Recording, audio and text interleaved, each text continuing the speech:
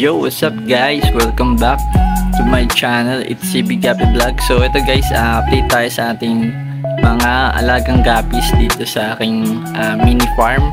So guys, ayan, okay na okay sila. Ayan, yung isang breeder palang pastel guys, nilipat ko dito. Yung isa naman nandun sa may kabila. So ayan, medyo matanda na kasi. So ito, inalis ko muna dito guys. Ito yung nanganak nung last na video ko guys. Ayan.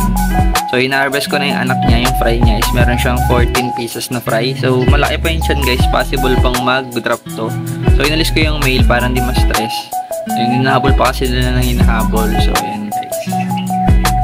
Tapos dito naman guys, ayan, sana mabuntis na tong koi natin dito. Yan, kasi kung napapansin nyo guys, wala akong masyadong koi na fry.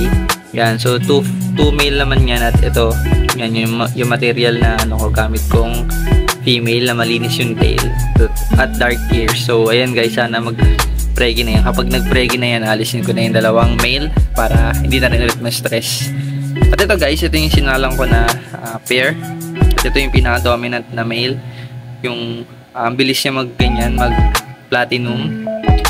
Ayan, at mag-ear. So 1 month and 1 week old pa lang yan guys. So ganyan agad yung kulay niya.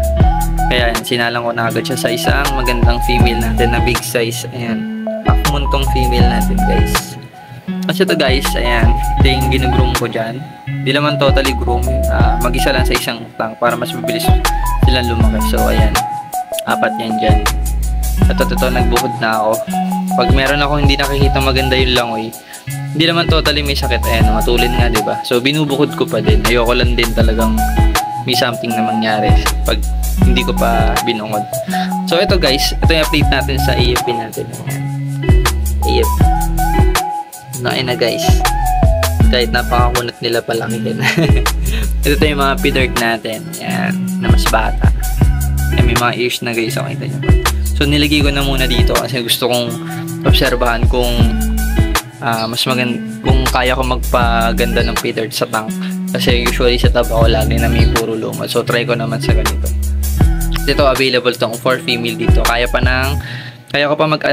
ko pa guys mag-out ng dalawang trio na pidert at pastel, mga 6 na pairs ng pastel kasi ito female. At ito dito guys. So comment lang kayo at PM lang kayo kung kailangan nyo ng pastel. Ayan. Ito yung mga male material natin. Mas lalapad pa buntot yan guys kapag naging ganun. So matanda na nga lang. At yun nga guys, meron tayong sasagutin na tanong from sa viewers natin. Ang tanong ni ma'am, ma'am ba to or sir? Sir na lang para ano. Ang tanong niya kung paano ko daw ba napapakulay agad yung mga 1 month old ko na gabi.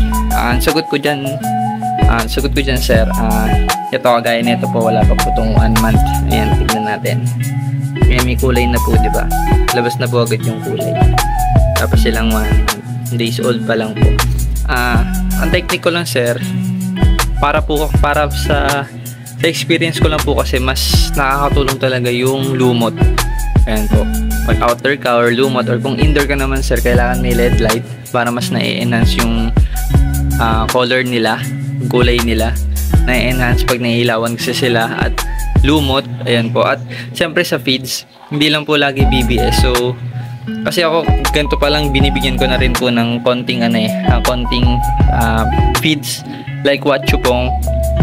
Kaya Wachupong po yung binibigay ko kasi yung Wachupong sureball po kasi yun na merong spirulina content na nakahalo. Kasi pag titignan nyo po yung Wachupong, meron pong nakalagay na ano yun. Ay, sa may texture niya po, meron po parang green or dark color.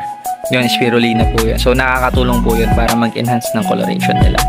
So pinaka the best po is outdoor din kasi may sunlight at lumot na kakainin nila para mag-enhance sa kulay nila. And then pag indoor naman po, okay na po yung provide na lang po kayo ng ganyan ilaw, LED para po naiilawan.